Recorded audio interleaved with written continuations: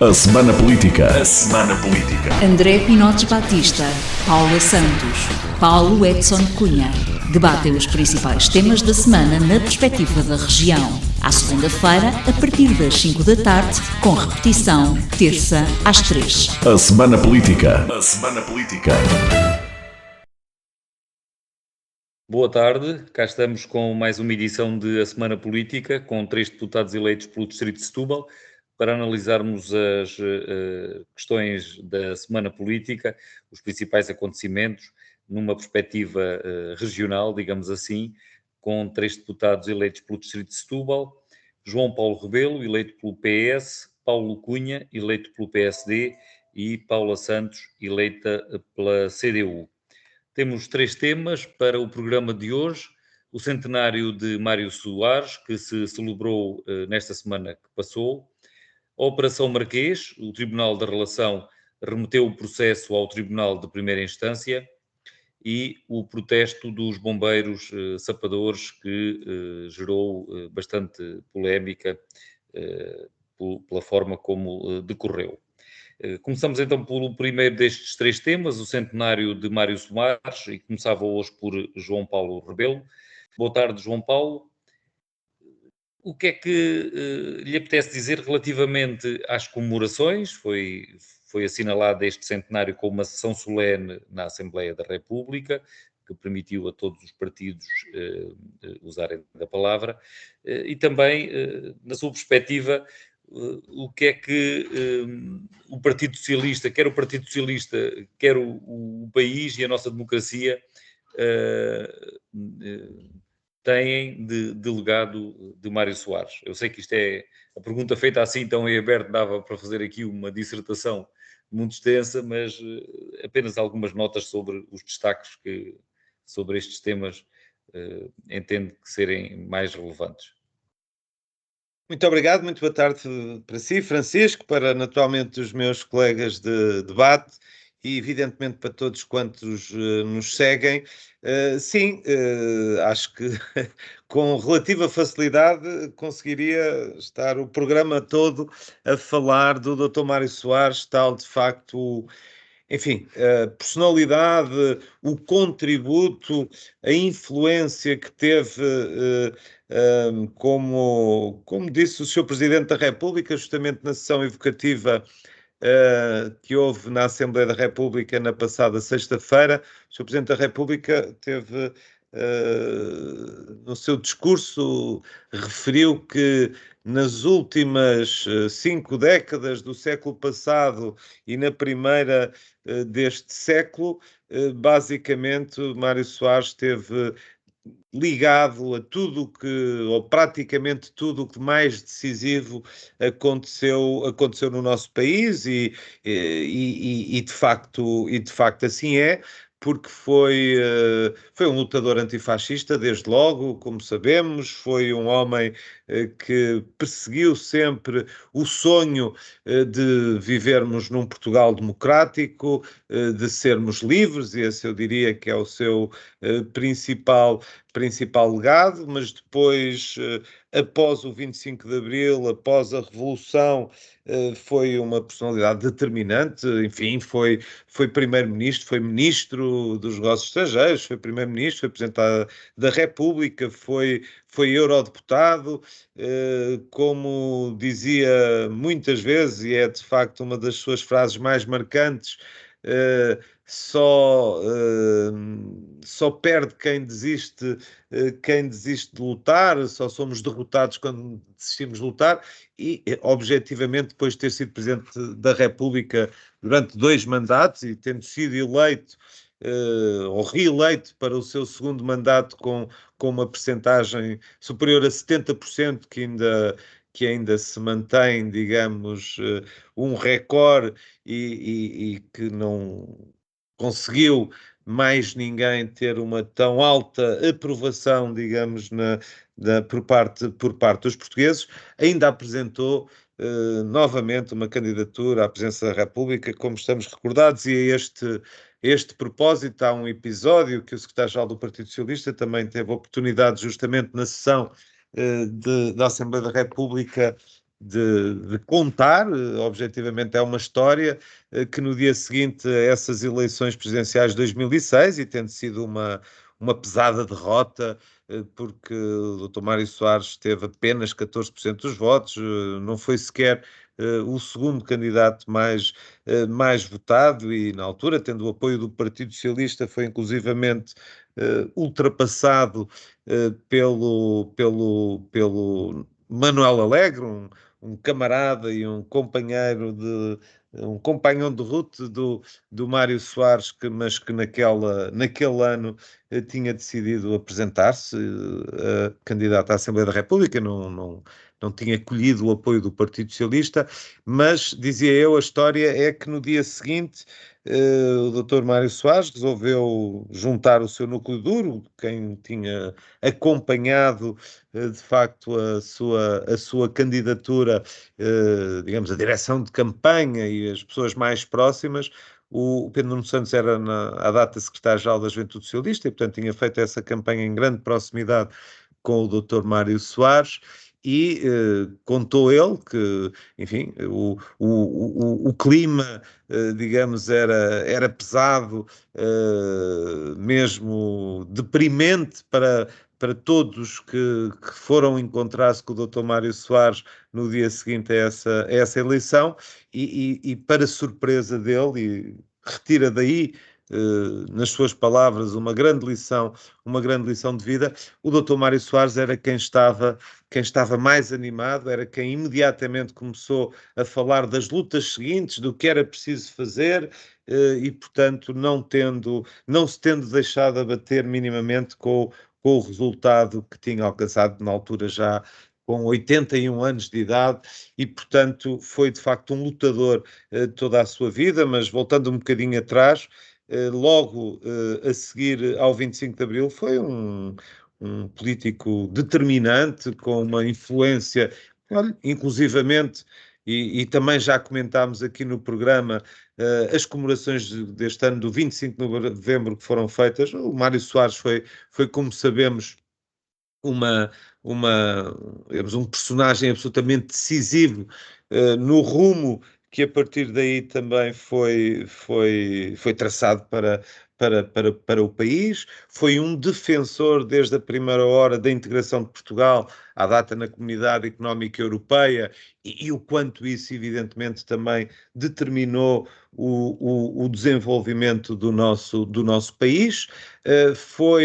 E eu recordo isto enfim, com uma particular lembrança, porque eu filiei-me na Juventude Socialista em 1992, enfim, por várias razões, mas uma delas também não esqueço, porque o Dr. Mário Soares, enquanto Presidente da República, tinha participado à data no que se chamou a Cimeira da Terra, e que foi, eu diria, o despertar a nível global. Não quer dizer que já não houvesse muita gente com consciência ambiental e com consciência, digamos, e da importância da sustentabilidade ambiental, mas foi muito marcante. E eu, um jovem, naturalmente já também muito sensível às questões do planeta, da sustentabilidade do nosso planeta, recordo bem esse momento da sua participação. Portanto, também um homem sempre muito a olhar para o futuro, um homem à frente do seu tempo em muitas questões, como se costuma dizer. E deixe-me, Francisco, até porque, enfim, há algo de muito pessoal também nesta última referência que vou fazer ao Dr. Mário Soares, porque ele é muitas vezes apontado, ou são supostamente apontadas, umas contradições e umas incongruências, e é maltratado por uma parte do país, e particularmente no que sucedeu de facto com o processo de descolonização. E porque é que eu digo que é uma particular referência que faço? Porque eu próprio nasci em Moçambique, enfim, vim com um mês em setembro de 1974, portanto não tenho qualquer memória, mas sendo o quinto de 6 filhos que os meus pais tiveram, não só os meus irmãos mais velhos, mas particularmente, evidentemente, os meus pais enfim, viveram a sua vida. Os meus pais vieram de Moçambique com 40 e poucos anos de idade. Eu diria o meu pai no auge da sua força enquanto pessoa, enquanto homem, com uma vida já bastante, enfim, estabilizada, a acreditar que a sua vida passaria e que seria de facto a data naquela colónia, e portanto passámos por momentos difíceis, como todos os que regressaram naquele contexto naturalmente passaram, e os meus pais, particularmente na década de 80, enfim, olhavam com alguma desconfiança ainda para o Mário Soares, e lembro-me de ter uma conversa com o meu pai já uns anos depois, já na década de 90, na sequência inclusivamente de uma entrevista, não esqueço, que o Hotel Saraiva de Carvalho tinha dado, à altura, à revista do Expresso. Entrevista essa que ambos comentámos depois de termos lido, em que o hotel afirmava, enfim, claramente, que o Mário Soares, à data das negociações justamente enfim, para a autodeterminação dos povos e desses países das ex-colónias, tinha procurado uma abordagem algo, enfim, diplomática, um período de transição, mas que assumia Hotel Saraiva de Carvalho, que, digamos, isso tinha sido manifestamente recusado justamente por alguns dos militares do movimento das Forças Armadas, e particularmente por ele, que entendia que devia ser dada de imediato a independência às ex-colónias. E, portanto, até essa crítica muito comum de se fazer ao Dr. Mário Soares, ter feito um processo de colonização de alguma forma atabalhoado, de alguma forma não, digamos, não acautelando um conjunto de interesses, e particularmente dos portugueses, e fala-se, o número nunca é muito preciso, mas sempre à volta de 1 milhão de portugueses que vieram para a metrópole, como se dizia na altura, mas no fundo que regressaram a Portugal continental, abandonando as colónias. Até aí se demonstra que Mário Soares era de facto um homem moderado, de bom senso, e que a sua intervenção ainda tentou, de alguma forma, ser menos abrupta como acabou por ser. Era um homem, como muita gente diz, e quem privou com ele, com uma imensa alegria de viver, com uma imensa curiosidade, um homem de cultura, um enorme Paulo Rebelo, vulto. E não, para concluir mesmo, sim, não há uma das dúvida que maiores estava a falar personalidades. a verdade quando disse que era capaz de ficar aqui muito tempo a falar sobre o Mário Soares. Temos que ouvir também a Paula Sei. Santos e o Mas Paulo olha, Cunha. Francisco, deixe-me só mesmo terminar com a satisfação que tive enquanto deputado de assistir à maioria dos discursos na Assembleia da República. Naturalmente que o Dr. Mário Soares representa para cada um dos partidos coisas distintas, evidentemente, mas na esmagadora maioria os partidos todos foram muito, diria, justos para com a memória de Mário Soares, e de facto isso também foi algo que, do meu ponto de vista, dignificou muito a sessão solene que foi feita na passada sexta-feira na Assembleia da República. Paula Santos, passava agora para si. Que importância é que atribui ao contributo de Mário Soares para a nossa democracia? Boa tarde, cumprimento Francisco Rito, cumprimento Paulo Edson Cunha, João Paulo Rebelo, cumprimento todos os que nos estão a ouvir. Eu gostaria, a propósito do centenário de Mário Soares, para já dirigir uma saudação ao Partido Socialista, naturalmente também aos seus familiares pela passagem desta data.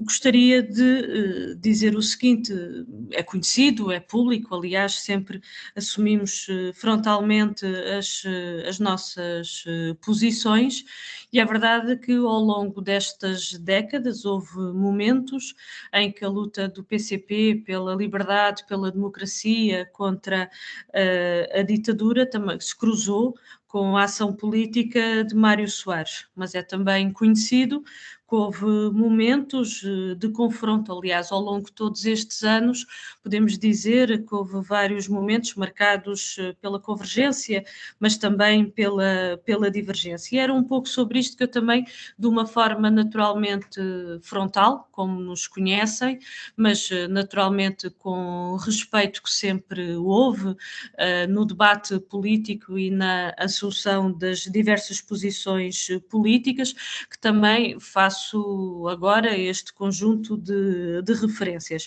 Desde logo, queria aqui salientar os momentos, inclusivamente, de luta comum, o apoio à candidatura de Norton Matos e de Humberto Delgado, no movimento de Unidade Democrática, o MUD Juvenil, Mário Soares como advogado durante o período da ditadura fascista, defendeu dirigentes comunistas como Otávio Pato nos tribunais e, portanto, há estes aspectos que fazemos esta referência.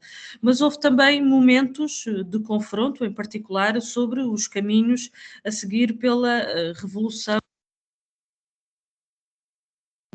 e nesta matéria, nós consideramos mesmo que Mário Soares teve um papel negativo ao viabilizar o processo contra-revolucionário, de procurar travar a revolução. Aliás, se é público, estas nossas posições e estas nossas referências. Houve vários momentos de divergência que suscitava aqui sobre o movimento sindical, sobre a legislação laboral, sobre a reforma agrária, sobre o controle público de setores estratégicos para a economia, divergências também no que diz respeito à entrada de Portugal na altura para a designada Comunidade Europeia e que retirou diversas parcelas da nossa soberania nacional, aliás, e que hoje persiste e que se aprofundou esse mesmo rumo de integração capitalista na União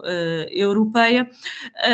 Uma referência também para a intervenção de Mário Soares. A verdade é que assumiu diversos cargos públicos, teve sempre uma intervenção política intensa, com elementos que são diferenciados e que já fiz aqui estas referências de convergência e de divergência, mas e que não apagam opções negativas que ainda são visíveis hoje na nossa realidade e no nosso país, como é exemplo estas questões que têm a ver com a União Europeia e a entrada de Portugal na altura na Comunidade Europeia. Mas eu gostava de, sobretudo, já referi, para reiterar e para concluir, de fazer esta referência. Nós, da frontalidade com que sempre fizemos o debate político, com que sempre assumimos as posições políticas, mas com respeito, e eu creio que no debate democrático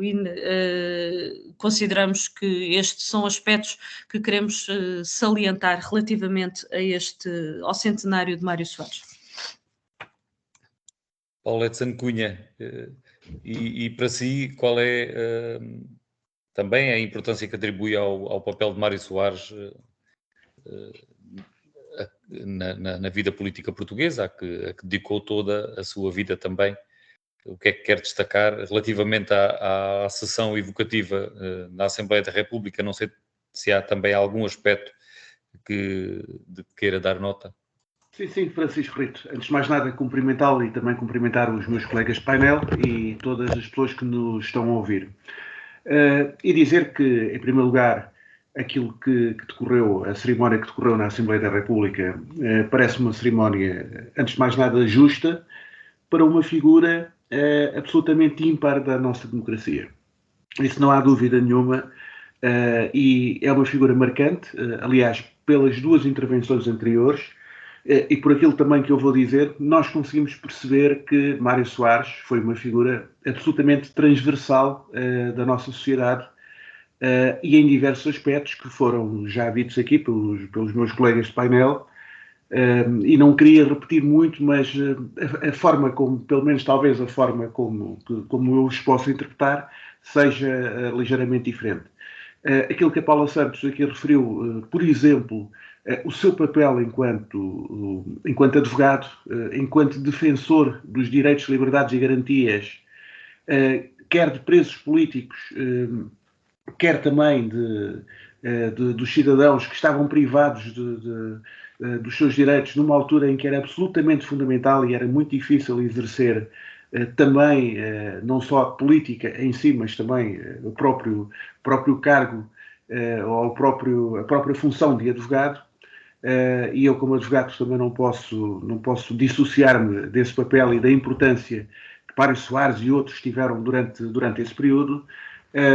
A eleição de Humberto Delgado, a candidatura, aliás, de Humberto Delgado, o seu papel absolutamente essencial, e depois dizer que Mário Soares é uma figura absolutamente incontornável no 25 de Abril e no 25 de Novembro. E nós estivemos aqui a discutir, há umas semanas atrás, o 25 de Novembro, e eu sempre me questionei bastante, aliás, eu disse-o aqui, porque é que o Partido Socialista não assume a paternidade, até a paternidade política do ato, porque por trás do movimento militar está, ou por trás, ou pelo menos ao lado do movimento militar, há um movimento político. E esse movimento político, é verdade que também teve figuras como Sá Carneiro, Freitas do Amaral e outros, Adriano Moreira, mas por trás dessas figuras há uma figura que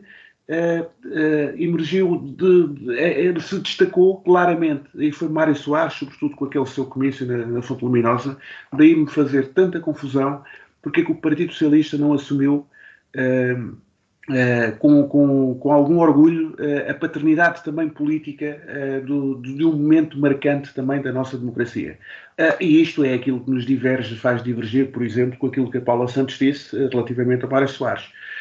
Por outro lado, aquilo que nos faz divergir do Mário Soares em si, e aqui naturalmente terei com toda a simpatia, mas divergir daquilo que João Paulo Rebelo disse, é o processo de descolonização que nunca foi bem explicado, e o que foi explicado, do meu ponto de vista, com todo o respeito, até porque estamos a falar de uma figura que, em primeiro lugar, já partiu, e como eu disse, é incontornável a nossa democracia, mas deixou muito a desejar e tem muitas culpas no cartório, e um dia podemos discutir isso, se vier a talho de foice. Mas a discussão do papel de Mário Soares na descolonização, eu acho que é a grande mancha no seu currículo. Pois tem também aquilo que já foi dito pelos meus colegas anteriormente, o seu papel absolutamente determinante na entrada da Comunidade Económica Europeia, na altura na CE, e é um papel absolutamente determinante, assim como é determinante o seu papel para a paz, por exemplo, no Médio Oriente. Ainda este fim de semana estamos a assistir, e continuamos a assistir, o mundo continua a assistir, a um conjunto de movimentações muito preocupantes no Médio Oriente, e a última vez que isto tinha acontecido desta forma, Mário Soares foi uma figura determinante para a paz na região.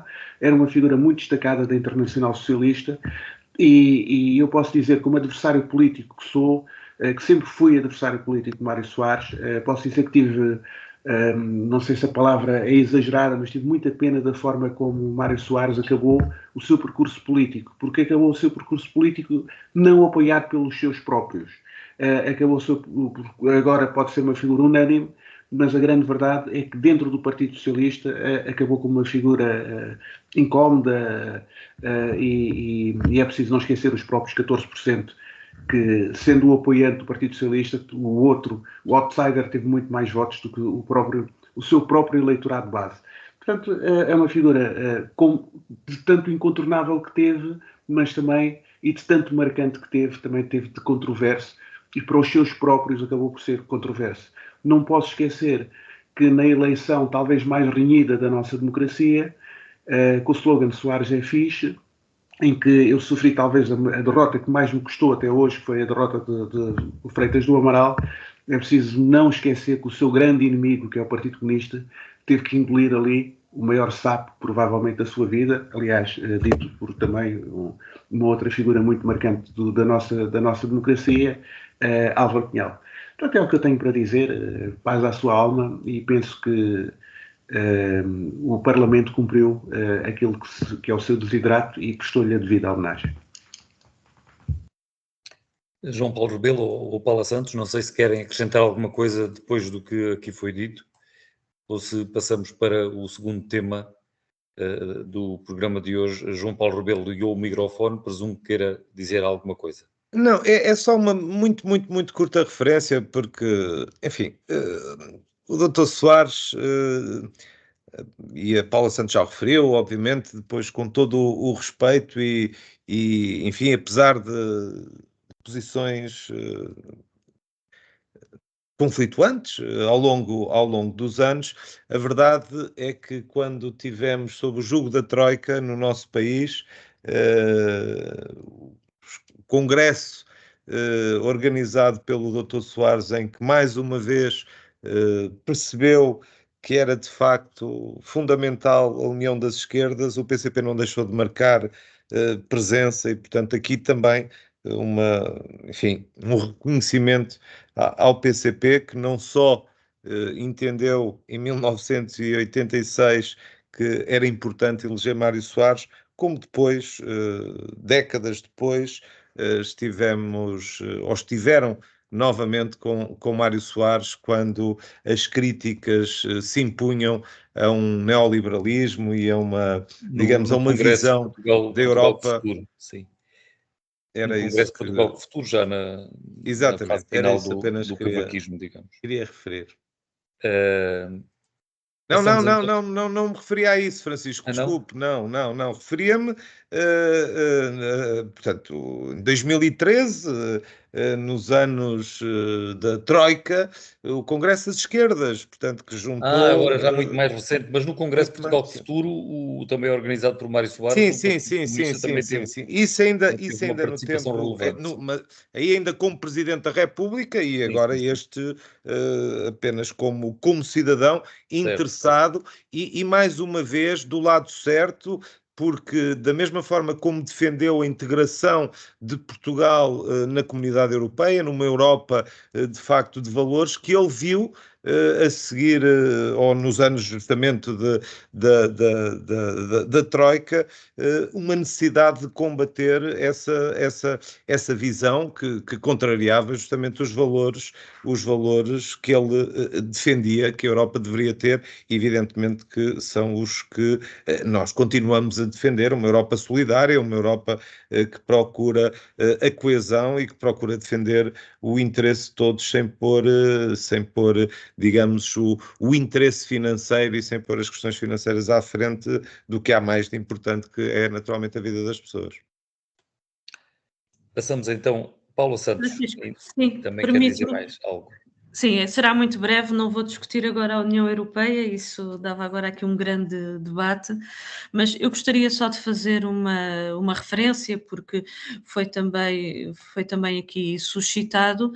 É verdade que em 1986 o PCP decidiu o voto em Mário Soares para Presidente da República, e nessa tomada de decisão não se ignorou aquilo que tinha sido o passado recente, inclusivamente de oposição àquilo que vinham sendo as opções adotadas por Mário Soares. Mas esta foi uma decisão em 1986 por considerar que a eleição do candidato que reunia o apoio de forças reacionárias poria em perigo a democracia portuguesa, e portanto na nossa tomada de decisão são sempre avaliados os diversos aspectos, mas neste em concreto foi neste sentido que o PCP entendeu tomar essa decisão. Agora sim, passamos então ao segundo tema do programa de hoje, a Operação Marquês, que tem como arguido mais sonante o antigo primeiro-ministro José Sócrates. O Tribunal da Relação remeteu o processo ao Tribunal da Primeira Instância, decidindo que é para seguir para julgamento, embora não esteja já marcado o julgamento, tem que ser distribuído o processo e depois então marcado o julgamento. Sócrates deu de imediato uma conferência de imprensa e disse que não haverá julgamento. Eu começava desta vez por Paulo Cunha, não tanto pelos teus conhecimentos jurídicos, porque não é uma análise jurídica que pretendemos, mas mais política. Como é que olha para este caso? Passados tantos anos, desde que José Sócrates esteve preso, agora finalmente parece que poderia avançar-se com o julgamento, mas ainda não há essa certeza, não é? Francisco Pelo Rito, menos a avaliar pela firmeza com que José Sócrates diz que não vai haver julgamento. bem, José Sócrates já nos habituou à sua firmeza, à firmeza das suas posições, portanto também não seria absolutamente por aí. Agora, eu acho que José Sócrates tem um contributo absolutamente decisivo, eu diria que é a pedra de toque da descredibilização definitiva e que nos vai fazer eventualmente rever todo o sistema jurídico, da forma como o mesmo está construído, pela forma como abusou, permitam-me dizer desta forma, eu não conheço, e nós advogados temos também temos regras muito específicas, estamos a falar sobretudo, processos de colegas nossos e processos que nós não conhecemos, mas eu estou aqui a falar na vertente política, do ponto de vista político, até porque este processo é um processo jurídico, não podemos esquecer, mas com uma importância social e política que também não pode de todo ser ignorada. E esse compromisso por parte de José Sócrates, como antigo Primeiro-Ministro de Portugal, também deveria ter existido, e esse cuidado também deveria ter existido. Não é que um Primeiro-Ministro, um ex-Primeiro-Ministro, nós como deputados, ou como qualquer outra função pública, tenhamos menos direitos que qualquer outro cidadão, mas temos um conjunto de responsabilidades sociais e que temos que as fazer valer também nos momentos certos. E José Sócrates, claramente, pelos números, os números assim o indicam, claramente abusou do número de recursos, da forma como usou esses recursos, a forma pública também como veio apresentar essas questões.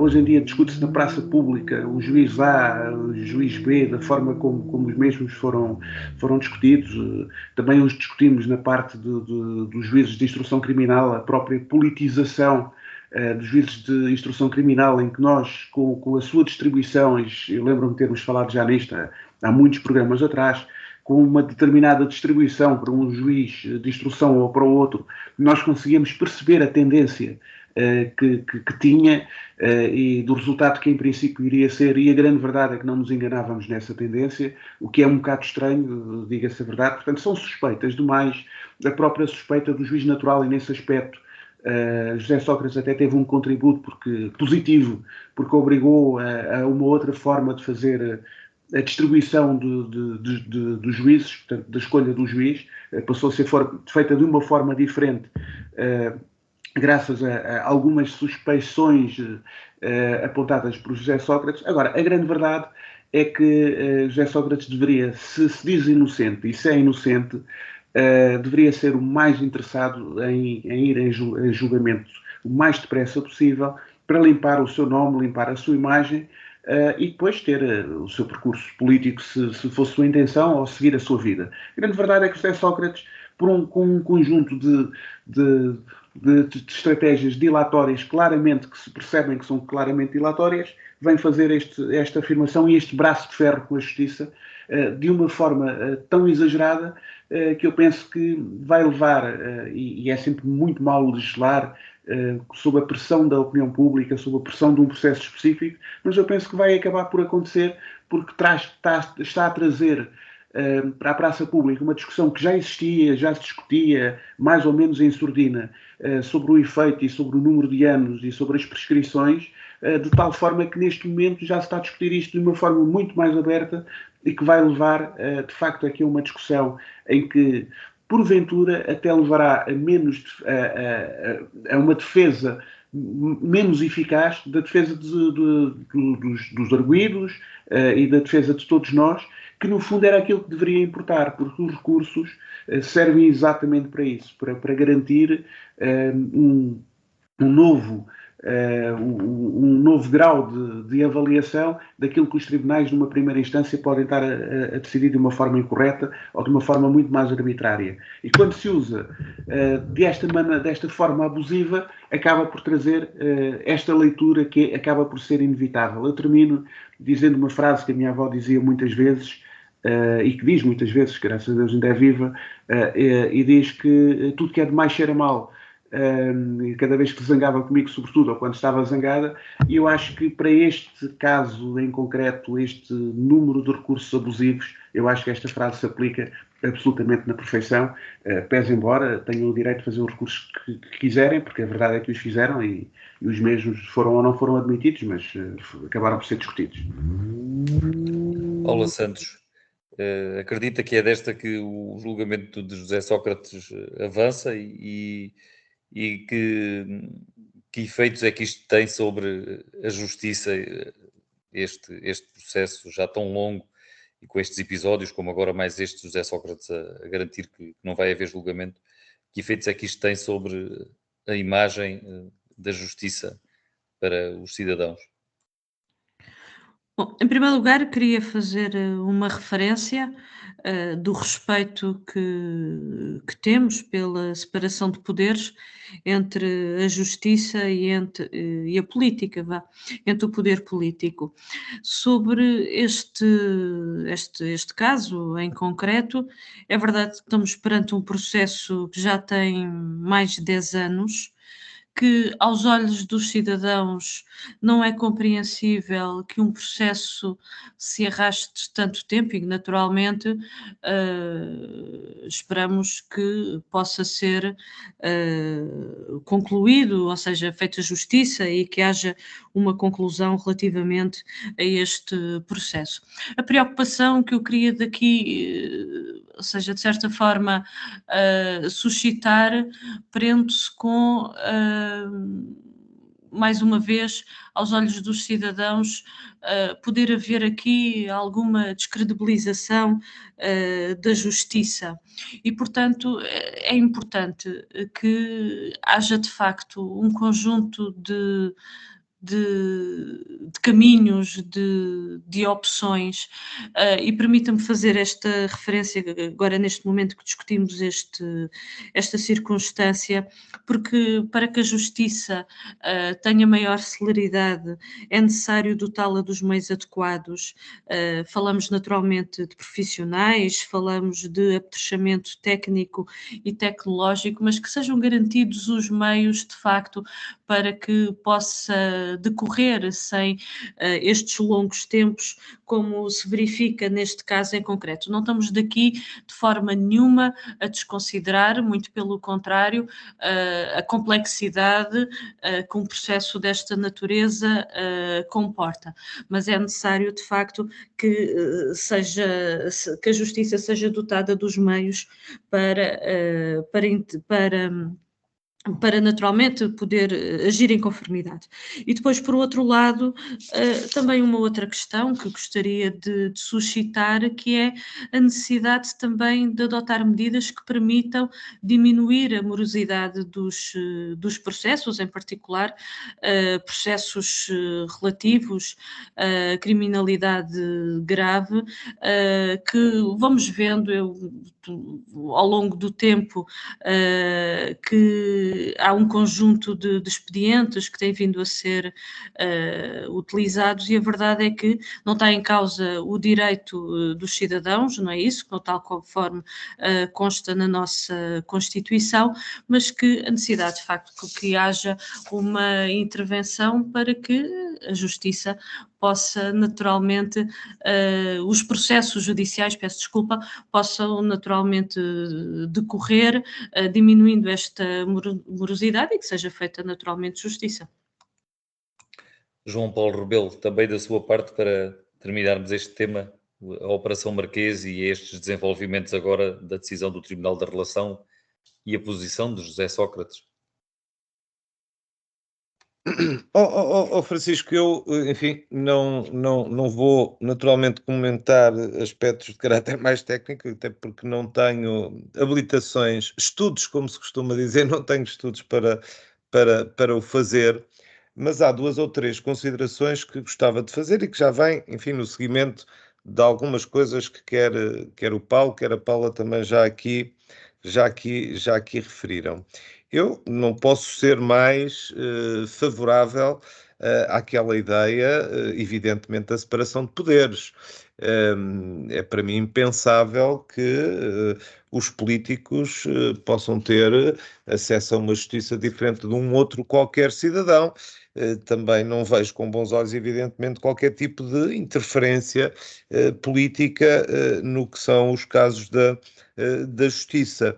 Mas entendo que, digamos, essa relação deve ser recíproca, no sentido em que, independentemente de outras considerações que farei depois relativamente ao número de anos que já dura este processo, há uma coisa que eu também acho que a Justiça deve procurar fazer, que é, digamos, cumprir o seu papel, fazer justiça, mas também não entrar, digamos, no mercado da mediatização e, digamos,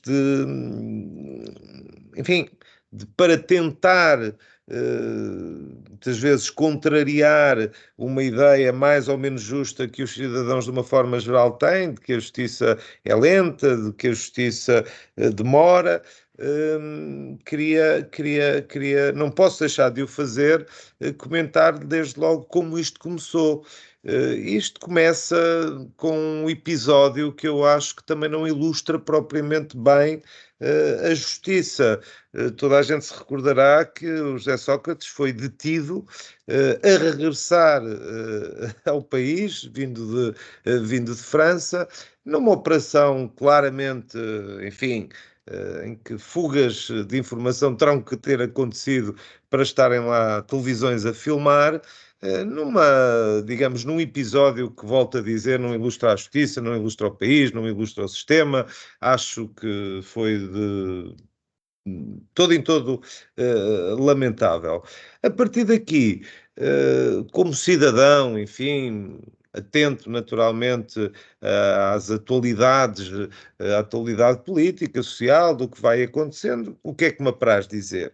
Estes megaprocessos não tenho ideia que facilitem. É evidente que as coisas são complexas e se fossem simples seriam resolvidas garantidamente em menos tempo, mas o que vou colhendo das opiniões que vou ouvindo, enfim, do que vou lendo, dos comentários que vou ouvindo de ilustres juristas e advogados nas nossas televisões, quer dizer, este é um processo em que me parece que muitas digamos, das opções que foram sendo feitas, e se calhar logo muito desde o início, contribuíram de facto quer dizer, para uma ainda maior complexidade deste próprio caso, quer dizer, e desse ponto de vista o que lamento é que de facto a justiça e no fundo todo o sistema se descredibilize com este tipo de situações, mas pronto, há 3 ou 4 coisas que também posso dizer e que quero mesmo dizer. Não me agrada também viver numa república de juízes, isso também não me agrada. Não me agrada, tenho que dizer uma coisa, independentemente enfim, das responsabilidades que todos os intervenientes têm e que desde logo o próprio José Sócrates tem. Eu assisti a um pedaço da sua conferência de imprensa no sábado de manhã e de facto eu não posso deixar de concordar com algo que a determinada altura é dito, que é dito pelo próprio, que é que não prescindirá de nenhum dos seus direitos enquanto cidadão. Portanto, eu acho que isso, enfim, independentemente de gostarmos mais, de gostarmos menos, de estarmos mais ou menos convictos da sua culpa ou responsabilidades, enfim, enquanto defensores de um Estado de Direito, parece-me razoável enfim, para a nossa legítima defesa, possamos utilizar todas as que são as garantias, olha, os tais direitos, liberdades e garantias de que o Paulo Edson Cunha há pouco ainda falava. De resto, pois evidentemente, junto-me a todos aqueles que gostariam de ver um desfecho de todo este processo o mais brevemente possível. Agora, do que vou ouvindo, também me parece evidente, enfim, não nego, também me parece evidente que haverá aqui enfim, sucessivos recursos. Também mais uma vez tenho dificuldade em aferir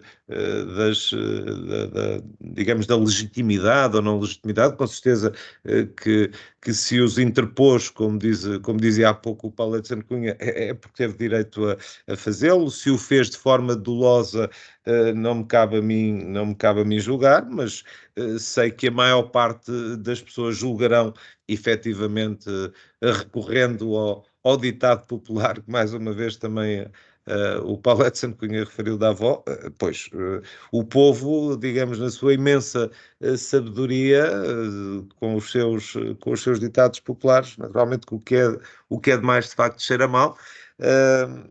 Enfim, olha, lamento profundamente, não é pelo José Sócrates ter sido o secretário-geral do Partido Socialista, mas é evidente que isso também pesa no meu lamento, mas sobretudo lamento pela imagem com que ficamos, enfim, e que acho que mais uma vez a justiça é um pilar essencial do Estado de Direito, é um pilar essencial do nosso regime democrático, pois evidentemente quando não há confiança na justiça está muita coisa posta em causa e de facto 10 anos é muito tempo para que seja feita justiça relativamente aos meios, e com isto termino.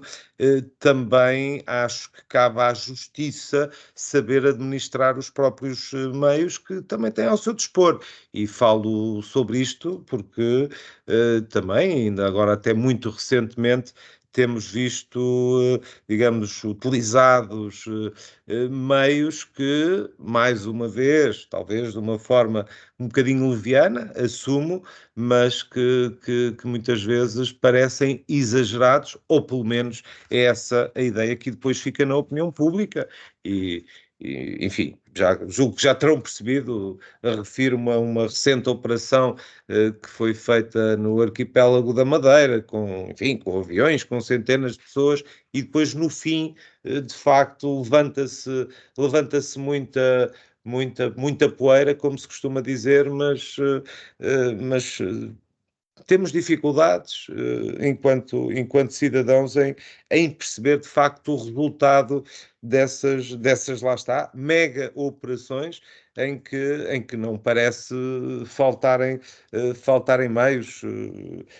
É um problema muito complexo que tem que convocar necessariamente os partidos todos, evidentemente para um consenso o mais alargado possível. Há uma coisa que tenho a certeza: o sistema, digamos, a justiça no nosso país não vive os seus melhores dias, e os políticos têm naturalmente responsabilidades e têm que as assumir, e temos que criar condições para que de facto possa haver uma justiça justa. Já agora deixem-me dizer uma coisa, e agora mesmo para terminar. Mesmo para terminar, sim, obrigado. Mesmo para terminar, não gosto daquela conversa quando às vezes tem que ser exemplar. Eu tive introdução ao direito no secundário, porque estava na área de economia e tínhamos isso, e lembro-me muito bem de um professor, foi uma das frases que me marcou, foi: a justiça não tem que ser exemplar, a justiça tem que ser justa. Não é porque uma pessoa é mais destacada politicamente, socialmente, desportivamente, o que se queira, que de repente temos que ser mais severos e que temos que aplicar, digamos, sanções mais pesadas, porque isso é uma injustiça para a própria pessoa, não é? Portanto, pode ser uma injustiça para o caso concreto, obviamente. Evidentemente. Passamos então para o terceiro e último tema, o tempo já escasseia. Paula Santos, agora começava por si. O terceiro tema é o protesto dos bombeiros sapadores, que marcou a semana que terminou. Ainda antes, ou além de falar da substância da luta dos bombeiros, das suas motivações ou das suas razões, eu queria perguntar-lhe isto. É aceitável aquela forma de lutar pelos direitos? Eu queria mesmo centrar na questão dos conteúdos e das reivindicações, porque creio que estes aspectos de grande relevância, porque estamos a falar de um conjunto de profissionais que todos reconhecemos a sua importância, o seu papel no socorro às populações, na salvaguarda de pessoas e de bens, e que essa valorização tem que ter tradução também nas suas carreiras, nas suas condições de trabalho, nos seus direitos, e essa valorização tem que se materializar também dessa forma. E permita-me, neste pouco tempo que resta, de suscitar aqui um aspecto que é o PCP, em outubro, promoveu um debate na Assembleia da República com duas iniciativas em concreto para o reforço dos direitos dos bombeiros da Administração Central, Regional, Local, incluindo dos bombeiros das associações de bombeiros, em que colocamos um conjunto de questões que são relevantes. E eu coloco esta matéria até para deixar de repto. Este é um processo que está neste momento em especialidade. Estas nossas iniciativas foram aprovadas na generalidade e, portanto, importava concluir este processo na Assembleia da República, porque a Assembleia da República pode também dar este passo de reconhecimento e de valorização. O que é que está em causa de uma forma muito breve? É o reconhecimento da profissão de bombeiro como de risco e desgaste rápido, que hoje não é reconhecida dessa forma, e a devida compensação, seja na antecipação da idade da reforma, seja na atribuição de um subsídio de penosidade, insalubridade e risco, seja também o reforço dos direitos dos bombeiros, nomeadamente com a atribuição de um conjunto de reembolsos de propinas dos próprios, dos seus filhos, sem exigência de um período mínimo de serviço efetivo, também um apoio para os próprios, para os cônjuges, para os ascendentes no acesso a lares, a despesas com os seus filhos na creche pré-escolar e, de facto, podemos dar este passo na Assembleia da República. Era este repto que eu deixava também, neste caso concreto, ao Partido Socialista, ao Partido Social Democrata, para acompanharem o PCP nestas propostas. João Paulo Rebelo, a Paula não quis comentar aqui a forma do protesto. No seu caso, não sei se quer dizer alguma coisa sobre isso ou se prefere falar apenas Eu comento sobre... E como tenho noção que gastei muito tempo no primeiro tema... Sim, agora tem que ser mesmo muito rápido, porque senão direi duas frases. Eu acompanho o que a Paula Santos disse no essencial, mas relativamente à manifestação também não posso deixar de dizer que me pareceu claramente ter havido excessos. Não são desejáveis. Uma coisa é o direito à manifestação, outra coisa é pormos em causa, digamos, a ordem pública. Eu acho que isto, no fundo, decorre de um lamentável processo que nós estamos a viver na nossa vida democrática, com partidos claramente a não ajudarem também a criar estas, digamos, ou melhor, no fundo, incentivarem quase comportamentos que não são aceitáveis numa democracia, num regime democrático, e, portanto, lamento o que aconteceu, porque é evidente que não se perde a razão, porque se eu tenho razão num determinado tempo, não é por me ceder que perco a razão no que estou a defender, mas mancho de alguma forma a minha reivindicação. Isso acho que não é desejável e, portanto, acho que temos que nos manifestar, mas temos que cumprir naturalmente as regras e a ordem pública, e é assim que faz sentido. Paula de Santo-Cunha, para terminar, também lhe pedia que fosse rápido e perguntava-lhe se concorda com a decisão do Governo de suspender as negociações devido às formas de luta adotadas pelos bombeiros sapadores. Concordo completamente, até porque poderá haver aqui um precedente importante em termos de atuação, quer do Governo, quer daquilo que são as reivindicações de cada classe profissional, cada classe social que esteja a reivindicar e a negociar com o Governo. Não, sobretudo as classes profissionais têm de entender que não podem condicionar o Estado seja o governo A ou o governo B, quer seja o Estado Central, quer seja o Estado local, de uma forma completamente bloqueadora, que era aquilo que hoje em dia se está a começar a verificar, sobretudo com algumas franjas dentro de alguns grupos, que é o que acaba por fazer, e acaba efetivamente por fazer aquilo que João Paulo Rebelo disse, por manchar aquilo que são muitas vezes as próprias justas reivindicações. Uma nota final. Portanto, é completamente inadmissível aquilo que aqueles bombeiros fizeram, portanto, e apenas aqueles que o fizeram, não os outros, obviamente.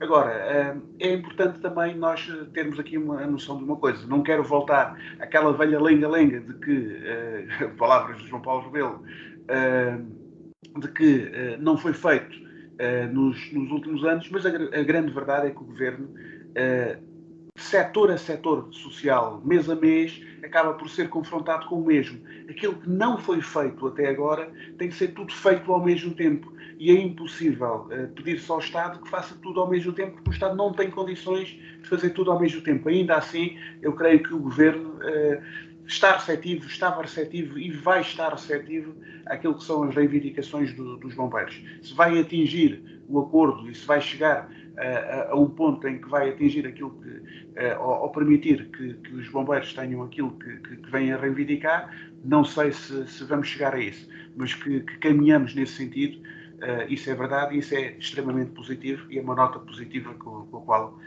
deixo esta semana política. Sim, e temos que terminar. Este assunto certamente ainda voltará aqui, o protesto dos bombeiros, porque este protesto não é inédito, esta forma de protestar. Os bombeiros já tinham tido outros protestos também considerados excessivos em Lisboa, a nível nacional, e sobretudo em Setúbal. A Companhia de Bombeiros Sapadores de Setúbal fez protestos em Setúbal que foram de intimidação aos órgãos municipais, foram também muito radicais, mas eram num plano regional ou local e não eram tão conhecidos no plano nacional. Essa luta passou agora para o plano nacional. Os bombeiros sapadores de Setúbal têm um papel preponderante nessas manifestações em Lisboa e essa radicalidade continua. A Polícia Judiciária, as autoridades detectaram 15 elementos mais radicais, mais radicalizados, é esta a expressão usada, e vamos ver as notícias, designadamente do Jornal de Notícias, diz que estão a ser feitos peditórios nos quartéis de bombeiros, entre os bombeiros, para angariação de fundos para comprar petardos. Tudo indica que o tipo de manifestação, o tipo de protesto vai manter-se dentro destas formas inaceitáveis e que devem ser, na minha opinião, censuradas por todos os partidos, sob pena de estar em causa o próprio Estado de Direito. E há partidos que provocam, como o caso que provocam, quer dizer, que contribuem para que isto seja banalizado. É o caso do Bloco de Esquerda, que diz que os bombeiros foram provocados pela proposta que o Governo apresentou. Voltaremos a este assunto certamente no futuro. Uma boa semana para todos. Até à próxima segunda-feira. Até daqui a 8 dias. Boa tarde.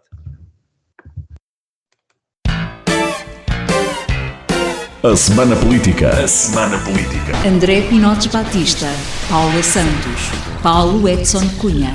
Debatem os principais temas da semana na perspectiva da região. À segunda-feira, a partir das 5 da tarde, com repetição, terça às 3. A Semana Política. A Semana Política.